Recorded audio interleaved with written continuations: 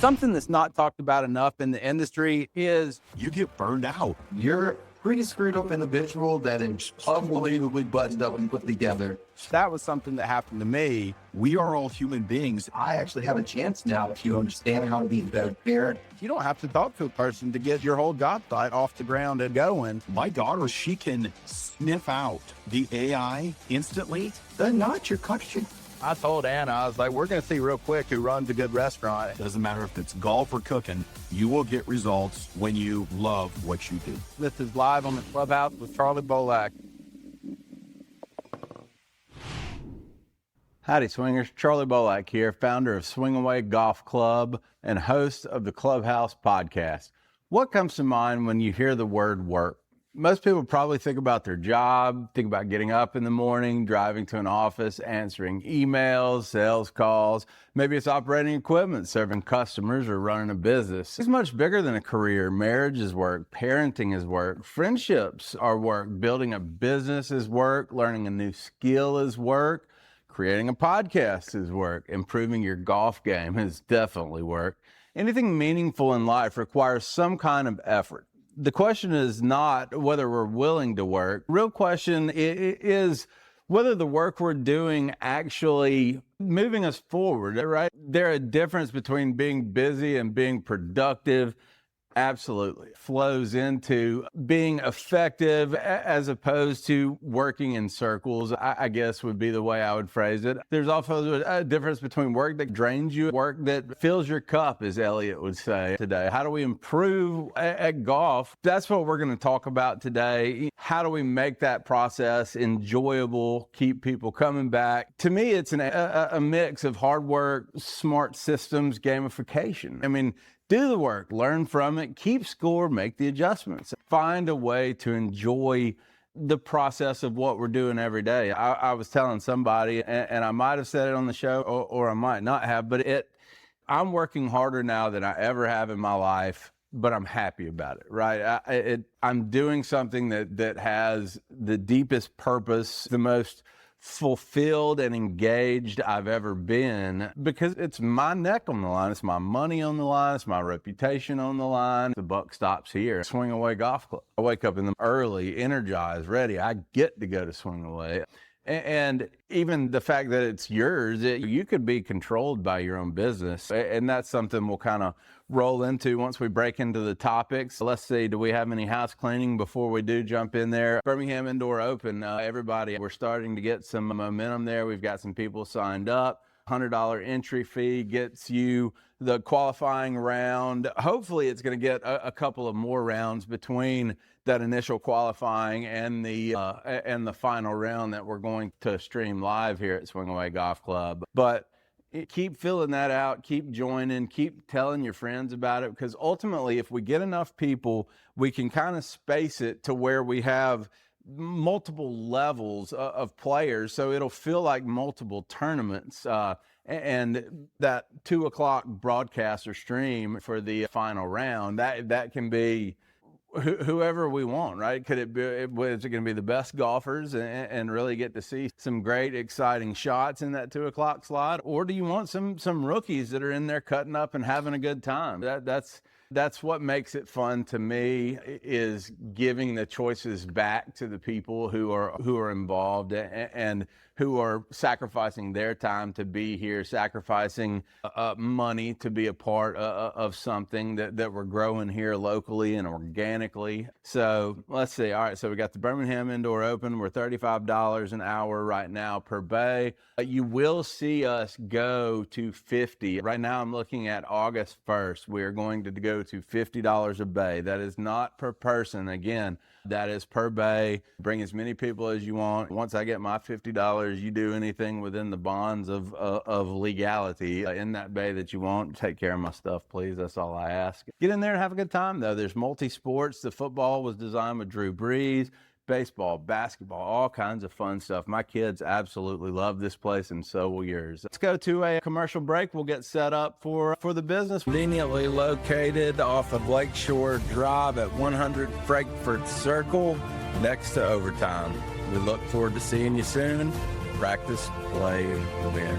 All right, welcome back. Thanks for sticking around. Let's jump right into it because this is something, again, near and dear to my heart. I've really been working to come up with these themes that follow what we're doing in our lives that people might find interesting to hear about. We've all heard the phrase, work smarter, not harder. I agree with the message, right? You've got to, ultimately, when you get enough on your plate that your time can't fulfill all the obligations without a little bit of maximizational help, I would call it. And that's just getting you ultimately sailing in the right compass heading. How about that? Does that sound good? Agree with the message. Don't think it's the whole story. You have to work hard before you understand how to work hard or smart. That's when they come in and talk about paying your dues in an industry. I ultimately think that is what that statement refers to, and what that means is getting in there in the trenches of whatever industry you're in and paying your dues and learning how it works. I will say there is nothing more frustrating as an employer, and thankfully I hadn't seen it at Swingaway yet. I don't think I've had enough time to grow it or at that level, but you see these, for lack of a better term, kids come into the industry that initially they're there for it. Hey, hard work, want to learn, asking questions, doing the right thing. But you notice after 4, 6, 8 months, when things start to slow down a little bit, they're not necessarily drinking from a fire hose anymore. They're starting to wrap their head around what they're doing and get better, improve. You start seeing that mindset shift to, oh, I got this. I can run the whole place. I can run the whole industry. And that's tough. I think a lot of us have to go through it. I think I probably went through it some in the restaurant business. Now, did I ever get the chance to back up what I said I thought I could do? Not really. I have a health score. I have food here in the busier times, but I wouldn't consider Swingaway Golf Club to be a restaurant. But I got in there. I learned how to wait tables, how to expedite food, how to maybe work a less busy shift on a few stations, and just then I thought I could run the whole place and be that McCormick and Schmick's, which was just a absolutely huge turn and burn seafood chain, higher end, or Jim and Nick's Barbecue, Bonefish Grill. Now, Bonefish is really where I learned. I cut my teeth on everything, came across some really good mentors along the way that kind of built me up as far as, hey, this is how you become well-rounded in this particular business. Because at that age, I think early 20s, I'd convinced myself, hey, this is what I want to do. I love hospitality. Kind of got caught up in the party scene where you might leave work at midnight, then either go to a bar or a friend's house, and you're usually coming in when the roosters are crowing. So that lifestyle attracted me as a younger guy, and I did many good years. But then eventually I started seeing friends of mine going out on Friday and Saturday nights, having big dates or big milestones in their lives that they're doing on the weekends where I can't even go check in because those are my busiest days. I need that money to pay my rent. Started seeing things like that and decided, you know what, I bet there is a way to work a little bit smarter, and took the risk to go back to school. I went back to Auburn University, got my aviation degree, which I never used, but the management side of it, I did learn a lot along the way. And for all the faults that we can say or pick out of the aviation industry, their processes for safety are unmatched worldwide. American aviation is the standard for which all safety programs are built. And one of the, tying it back into Auburn and hard work, is one of the part of the Auburn creed that just always stuck with me, is I believe in work, hard work. And I believe, I don't remember the exact wording, but I know I believe in work, hard work. That's word for word in the Auburn creed. And you would think most educational institutions would have something like that, but it just always stood out to me from the first time I heard it to today. And something that I'm really excited for my children when they're a little bit older to sit down and go through that, because you'll teach them that, hey, this is the point in your life where you're ready to decide the type of person you want to be. I don't know if they'll be at the age where you say this is the type of man you want to be, but the type of individual you want to be, and the choices you start making at this age. And I don't know, I haven't been through it. Most parents that listen probably have, and probably had a time in their child's life where they said, okay, it's time to have that talk. And that's one of the things that's central to me. And I know we're kind of getting ahead of the parenting, but, you know, tying it all into work. And that's why this theme fits so well, because the discussion has to be that work is more than just your career. Work is your home. Work is your relationship. Work is your passions. Work is your hobbies. Everything takes work. Nothing just comes to you and you're good at it. Even a piano virtuoso that could hear a tune one time, sit down and play it in 18 different genres of music, that person still had to learn how to play the piano before that immense talent that they were given kicks in. The baseline learning, the baseline work has to be there. It has to be put in. And that's why everything ties and flows so nicely to what we're doing on the show here and what we're doing in our lives, right? But I've got Swing Away Golf Club, where it's 3-bay indoor golf facility, just world-class equipment, a live edge bar, just absolute luxury and class. I have Bolack Business Consulting that is absolute opposite, rugged, heavy equipment. You think these pumps are made to pump sewer. They're made to pump water out of the earth up to be treated and taken care of and re-released into the environment. But it's work. It's different kinds of work, right? I'm working here with my brain trying to get people in the door. I'm working there trying to get my reputation out, so people come to me and say, hey, I hear your theory of fleet gapping. It is the bee's knees as far as how I can match my equipment goals, needs, uses, and spend to where my business is going. That takes work. For them to get to that decision point, for a customer of mine to get to a spot to where they are ready to engage Bolack Business Consulting, the amount of work they've put in to get to that, I mean, heck, in some cases, it's generational. You've got grandkids continuing to build companies that their grandfather started, and that's the only work they've known their whole lives, and they're great at it, and they continue to do it, and they're passionate about the business, about growing the business, about the people that business takes care of, and the solutions and services that business provides to communities. But it's all work. It's all work. Somebody has to work at it to make all of this happen. Everybody's working hard.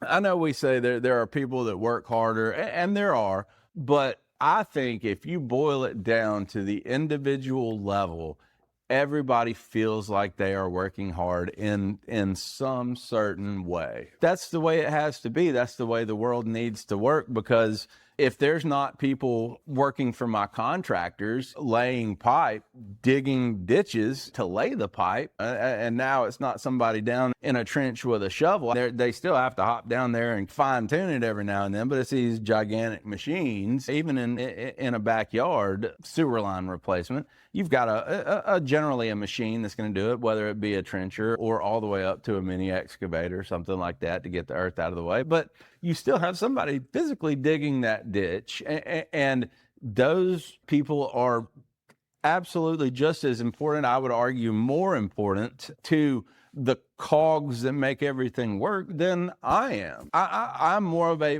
facilitator on the consulting side, and Swing Away, a businessman, Swing Time Media. I'm going out and trying to recruit some accounts that, hey, let me run your social media. Let me help you make some videos. Let's take your product, your service, your whatever you offer, and let's get it out to the communities. All right, so once we inject some strategy in there, that's where the value comes in. You solve a problem once, It's the teach a man to fish argument. If you can create a process which would legitimately track back to teaching somebody to fish, you create a process that prevents you from having to solve the same problem again every day. Swing Away Golf Club, I can personally answer the same customer questions over and over again, or I can say, okay, this seems to be a trend that people are confused about. How can I change my messaging? What can I do as far as better signage, better marketing, better booking instructions, better emails to my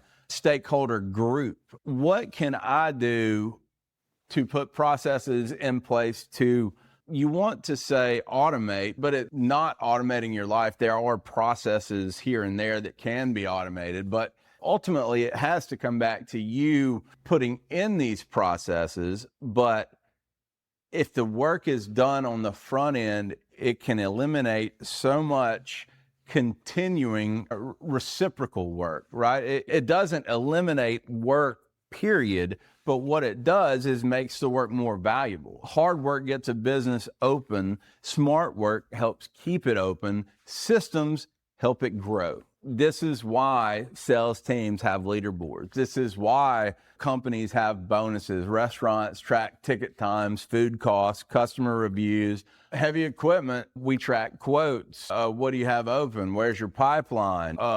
What's your revenue year to date? Where are you as far as plan? There's just so many things that are trackable, traced back to your work. Content creators watch their subscribers grow, their video retention rates, their views of a video, the engagement that it produces. It is so wild to me. Post a good video and it brings in some people you haven't seen in a while, and they say, hey man, I really liked that video that you made. And I am referencing one particular video that I've recently done that ultimately from somebody, if you were in the business of making these videos, you would think it's crummy. But for something that somebody who's basically taught themselves to do it over the past 6 months, and I think what it's telling me, or what my customers are telling me, is that it's good enough, right? Is that you don't have to have these epic great productions. Get a message out. Whatever that message needs to be, get a message out. Your customers will tell you how it's received, and your revenue will tell you. I'm kind of taking a leap here, going up to $50 an hour, because I know that's going to price out a few people. And I hate to do that, but it is crucial for me, for the survival of Swing Away, for me to get to $50 an hour, because it's well documented that we have not broken even here in a while. So I'm supporting the business. And if I can get to $50 an hour on the same, or even insignificantly reduced, because I did price out a few people, that gives me a better chance to survive. And that gives the business a better chance to get its bills paid and to get another year. So it's compounding work ultimately changes the amount of value that you are able to provide with a certain amount of work. It's a cold, hard fact is that my 8 hours of work is more valuable than a lot of people's. And that's reflected in my compensation. And look, there's people whose work is a lot more valuable than me. I hate to think what Anna bills or her time is billed out through her firm. I guarantee you, nobody wants to pay Bolack Business Consulting the amount of money that they would pay an attorney. And that's compounding work, right? She put in the money on the front end. She put in the work on the front end to get that legal degree. She put in the work on the front end to learn how to work smarter as opposed to harder. She learned her industry. She built a customer base. She built a reputation within an industry. And now she's able to command more than I am in the marketplace, in her marketplace. And that's great. And that's the way the world works. If you, just like we said in the last show, you want more, you got to be willing to put in for it, to part of it. All right, I think that's going to probably get us through the work part of it, or I'm sorry, the business part of it, because I really wanted to focus more on the family and the golf side of it, because everybody knows that work is work. Everybody knows that business is work. I think one of my goals was to point out, if you're one of the younger folks in the industry and you've got a year in and you think you're ready to run it, chances are you're not. Chances are you're probably ready to take that next step to that next level, maybe middle management, maybe even just an advanced sales side. That was, if I had a complaint about the way the heavy equipment industry is structured on the rental side, is that high performing sales typically get funneled into management rather than that high level sales. Even though it is nice for the high level sales to have the operational stock, you lose a percentage of your high performing salespeople because they get into that management role and they just don't like it. And it's whether it's the fact that what attracted them about sales was the ever-changing atmosphere. Nobody says, hey, I'm looking for a high-pressure job, but a certain group doesn't shy away from it either. And I think that's where you find a lot of salespeople, because they have the confidence factor to go after stuff like that and say, hey, you know what, that doesn't scare me off from this job. But at the same time, when they get to that next level of management, that's what scares them off, right? It's being chained to a desk. It's having to sit there and answer 400 emails before you can go walk around and check your people, check your facility, do your daily walk. I always had a pretty defined path as I got when I was in branch management, especially when I had multiple units, getting to a unit you hadn't been to in a while. So mine was always check in with myself in my space. I always had a space, whatever branch it was. I think Decatur, Alabama, I might not have had my own personal space, but it was, hey, this is where Charley goes when he's here. So It's live on the Clubhouse with Charley Bolack. it was always left open if they knew I was coming in. So I would go in, check in with myself in my space, get all my stuff set up, go around, see all the people that I didn't see when I was coming in, obviously. And then start asking questions, poking around. Hey, what's that under there? What's that in the corner? You're not hiding that behind those bushes back there, because if you don't do stuff like that, you'll end up with a corner on a heavy equipment lot that is the boneyard of stuff that should have been hauled off decades ago. Seen it, been there, done that. So, I think that there needs to be a better path for salespeople that don't necessarily fit in that operational role, that next level operational role. And there's kind of a dichotomy there with me, because ultimately I think successful people will be successful wherever you put them, right? Ultimately, I was successful in branch management. I hated it. I was miserable. Ultimately, we put together good numbers, built good teams, and did good things. It wasn't for me. And like we said in the stress management show, if something in your life is out of balance, if your big three is out of balance, nothing's going to work right. And it's going to come to a change one way or the other. I really pushed for an internal change, but that just wasn't going to be the case. Changes happen other ways. And that's going to come out throughout the show in all three of our segments, that if everything's working together, then you're clicking, you're growing, you're coming up on level ups, you're trending the right direction. And if it's not, that can change the trajectory of life so fast that I've seen it, it's terrible to watch. I've been through it. It's terrible to go through it. But it is a natural thing. If it's something that you've gone through, it's nothing to be ashamed of. It's nothing to hide. It's nothing to even fear talking about, because it gives you the opportunity to talk about where you've grown, where you've learned, what you've done since, and leading into plans for growth. So it's a great segue if it ever does come up, and you talk about it, build from it. Honesty gets you a lot farther than anybody would ever give it credit for. All right, that beats business. We're going to take a little bit of a break here, and we will come back and talk about how work and family is work, if you choose to put it where it needs to be in your life. We'll be back. Conveniently located off of Lakeshore Drive at 100 Frankfurt Circle, next to Overtime. We look forward to seeing you soon. Practice, play, All right. Thanks for sticking around here, folks. Jumping into the family side of work here. A friend of mine replied to a comment of mine on Facebook recently, and it basically to the effect of, if you instill the value of hard work in your kids, their life will fall into place around it. And the more I think about that statement, just the more I believe in it, the more I believe that work ethic, that desire to work harder to have the things that I want. I think that really shaped my life in ways that I hadn't thought about until recently. And it didn't say we had to make our kids rich.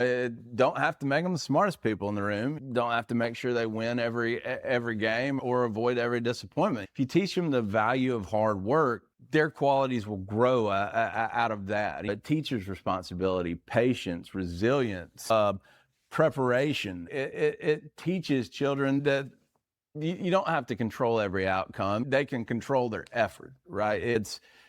You might not win every game, but if you work your butt off, you practice, we get you on a good team, I promise you, you will win more than you lose, right? There's always something to be taken away in victory and in defeat. The lesson applies to school, sports, relationships, careers, almost everything they'll do in their life. You know, 3 boys, they're all different personalities, strengths. You don't know what they're going to do in each situation in life, but I do know that if they are prepared to work for what they want, when they finally make that decision of, hey, this is what I want to do with my life, if I have built that work ethic correctly in them, then they're not scared to go after it because they're not scared to work for it. If you learn young that work is not a punishment, that work is just something that is a part of life, if you teach them work's not a punishment, work is how you care for something. You work on schoolwork because learning matters. You work on patience because how you interact with your siblings or your parents or your classmates matters. You practice hard because your teammates are depending on you. It doesn't mean childhood needs to feel like a job, but you can make work fun. Give them the time to build the imagination, the space to play.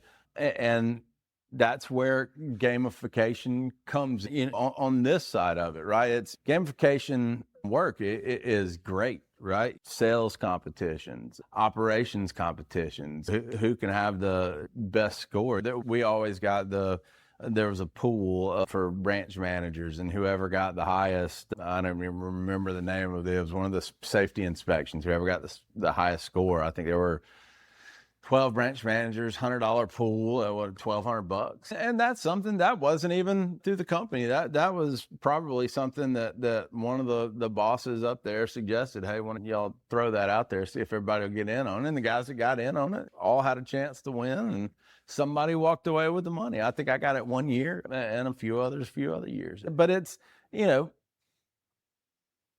makes a difference. It created engagement where engagement might not have been where it should be. Adults need it too. Marriages require work, but it doesn't mean it should feel miserable. Right now, we're really working on family traditions and keeping things grounded at home. And it's a challenge. It's work, right? It's hard because all the things we have going on to kind of pause and say, hey, this particular moment is family only. This is a milestone. This is a birthday. This is, even if it's family Friday pizza night, which obviously with Swing Away I haven't been doing great with, but as long as we have them there and we're working towards keeping these traditions, it's not going to be the end of the world. If one Friday you're a little too busy, throw another option. Hey, we're not going to do family pizza night, but we got ice cream sandwiches. There's always a way to kind of pivot and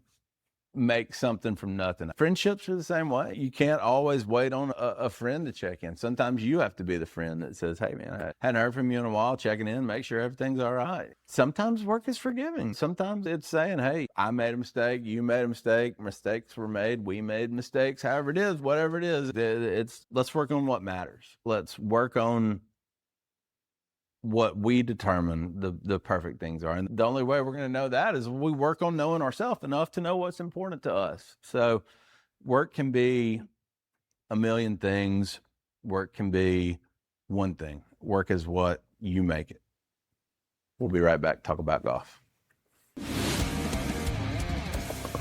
Something that's not talked about enough in the industry is You get burned out. You're a pretty screwed up individual that is unbelievably buttoned up and put together. that was something that happened to me. We are all human beings. I actually have a chance now if you understand how to be a better parent. You don't have to talk to a person to get your whole job site off the ground and going. My daughter, she can sniff out the AI instantly. They're not your country. I told Anna, I was like, we're going to see real quick who runs a good restaurant. Doesn't matter if it's golf or cooking, you will get results when you love what you do. This is live on the Clubhouse with Charley Bolack. All right, welcome back and bringing it home with golf here. So golf improvement is probably the clearest and easiest example of the relationship between work and progress. You don't accidentally become a good golfer. You don't buy a new driver and all of a sudden be the best driver in your group of friends. You don't watch one video and end up with a Rory type swing. Improving your game, then you're just reinforcing bad habits. Spend those hours just hitting range balls to hit balls. You might hit a little bit better on Saturday when you're out with your friends, but your score is never going to meaningfully decrease until you're practicing with intention, until you have something to work on, until you know what every shot is for. Will you get better at golf? If I stopped right now what I'm doing at Swing Away Golf Club and played golf every day, and that was my only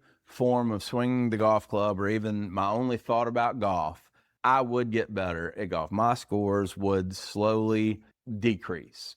But because I'm in here working on my numbers, knowing how far a full shot with each club carries, knowing how far 75 or a little bit off is going to do to certain clubs. Now, I just don't think I could be the guy that could have 8 different shots in the bag for every club because I'm not willing to put, that's more work than I want to put in. I don't want to be that good of a golfer. And that's, again, just like we said I think it was a growth show. It doesn't matter, right? If that's as far as you want to go with something, that's great. I wouldn't go make any bets with Tiger Woods, right? But other than that, what harm is it to the world if you've said, hey, I'm happy being a 10 handicap. I'll go play every other Saturday and I'll stay a 10 handicap the rest of my life. And I'm completely happy with that. Then dilly, right? That's great. It's all relative to what you want. So once you know where you want to go, I don't know. I don't, like I said, I don't have a number in mind. I don't think I'll work my butt off at golf and then one day say, oh, look, I'm an 8 handicap. That's where I want to be. But there's a certain point where you realize that, hey, if I wanted to take this to the next level, I would have to do A, B, C, and D. And you know what? I don't have the time, the willingness, the money, whatever it may be. And so that's where you stop, right? It's knowing yourself well enough, knowing your life, knowing the balance that you're searching for to know as far as you can go, care to go, want to go. And that look, it doesn't mean that everybody could stop what they're doing tomorrow and say, I want to be a pro golfer. And by the time they're 50, make the senior tour, because there is a certain amount of talent. There is a certain amount of, basic minimums, body performance that you would need to be competitive in a situation like that. But there is, a balance of saying, hey, I'm at a 20 handicap. I would like to go out and shoot even par. What is it going to take me to do that? And there are people that could give you a pretty good roadmap. There are people that have done it that you could watch. I mean, you go on YouTube and search, beginner to scratch. There's tons of them, right? And these guys but they're working on their game. I mean, they are working hard on their golf game. They're hitting balls. They're working on wedges. They'll spend a week working on nothing but wedges. They'll spend a week working on nothing but short irons, medium irons, long irons, woods, fairway woods, a week on just the driver. I mean, these guys are putting in the work and they will see the reward, right? They may not, end up ever being a competitive golfer, but they will get reward. If you work that hard at something, you will get better at it. You may never be the best because, like we said, you do have to have a certain amount of talent and structure, meaning you could be the most agile person in the world, but if you're 5'2", I just don't see you having a productive career in the NFL. And that's not me being mean. That's not me judging what you're willing to put in. That's me saying physically, I don't think that is possible, because even if you're good, get some touchdowns, you're going to get hurt, right? Some of these guys are 300-400 pounds. They're monsters. You get crushed. And that's life. It's okay. Nobody should get offended about that. All right. Where are we going here? To follow the strategy of gamification, can you make some little putting trick games? They're kind of tricky, right? To making practice not feel like work. Yes, absolutely. That is what gamification is at its heart. It's what can you do to make this seem a little less like practice or work or something other than what my passion is, because my passion is to be a scratch golfer. But if I feel like I'm working at it all day, every day, and I'm not seeing a quick enough result, then naturally there's going to be some discouragement there. So how do we set ourselves up if we do want to do something like that? It's knowing what, we have available to us resource-wise. How much money can I allocate? How much time can I allocate? How much, I guess, money and time, really, when it comes to that, that's pretty much what you could allocate. But even thought process, right? There's times when you're out on the driving range, beating balls, and even if you're working on something, your head may not be in it, right? So physically, you're taking swings, you're building muscles, you're there, but mentally, you're still at Swing Away working on the Birmingham Open or at Swing Time Media working on somebody's next viral reel. It's live on the Clubhouse with Charley Bolack. But if we can do these little gamification tricks, it can keep us in the moment. It doesn't feel like we're struggling. We're pulling our brain from where it feels like it needs to be or wants to be at a certain moment and pull it back to the here and now and what we're working on. So always look for the little tricks that you can pull in to help you. It's, in a way, you're tricking your brain to do these things and to make itself think, oh, hey, this is fun, but I'm practicing golf, but I'm having a good time. It doesn't need to realize that it's practicing golf. It just needs to realize it's having fun, right? Then it's going to release dopamine, and everybody's happy. All right, so let's see if we can't just tie this whole thing up. I've really enjoyed the theme here of work altogether, but when you look at it, when you take a step back and you look at work and how it relates to you and your life in particular, ask yourself, do I have enough time to decompress? I think one thing that can get lost with all this, especially with the high performers that are always pushing more and more, okay, I'm getting good at golf, it's time for the next level up. Okay, I'm happy with this part of my life, but it's time for a bigger house. I'm happy with my bank account, but it's time for a new car. It's everything we do is interconnected, and what we choose to work on ultimately affects our satisfaction in life, because what we choose to work on is what build in our lives. We build into our lives. Can you go too far down one road, realize, hey, this isn't really what I was looking for? Yeah, absolutely. People do it all the time. And I think there's a lot of people that are scared to take that leap. They wake up one day and they're like, hey, I'm not really loving this. Out of balance here. My happiness isn't where I want it to be. What do I do now? You're going to have to work. You're going to have to work really hard to change some things. And that's okay. And maybe, that's a talk for another day. We're not going to get into hows, whys, wins, and all that. But I will tell you, if you look at it on the front end, say, okay, I've worked really hard to get myself here. This isn't really, what I envisioned it. Now that I am here, where do I want to go? You pick these things, you lay these things out, you do the front end work, the back end flows a lot better. It's just a fact of life, and I think that's going to be something I really enjoy teaching my kids. That's something I really enjoyed even thinking through as I was doing the research for this episode, and I was, putting together some of the dialogue and thinking about some of the things I wanted to talk about. While that was truly, actually, and physically work, it just didn't seem like it, because it's something that I'm interested in. It's something that I find engaging, and hopefully it's something that I'm putting out that you'll find engaging too. So thank you so much for watching. Again, this has been Charley Bolack here at Swing Away Golf Club. We film it live and then cut it down and send it out. So hopefully we'll get this posted, and stay on the lookout for our episode with Elliot Vigil, Donald Charbonnet. It's going to be a great time. Check out Lunch Hour Golf too. Thanks for tuning in. We'll see you next time. Conveniently located off of Lakeshore Drive at 100 Frankfurt Circle, next to Overtime. We look forward to seeing you soon. Practice, play, win.